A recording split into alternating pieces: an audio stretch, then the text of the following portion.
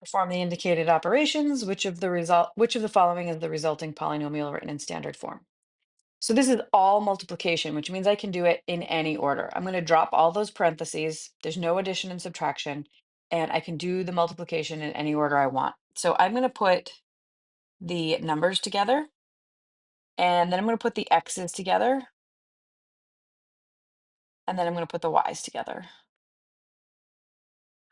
Okay, because multiplication can be done in any order. We have properties that say you can do multiplication in any order.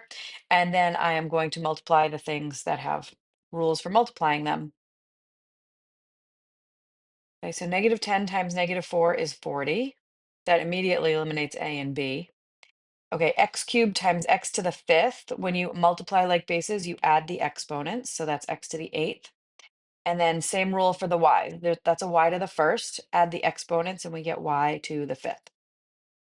40x to the eighth, y to the fifth is option D.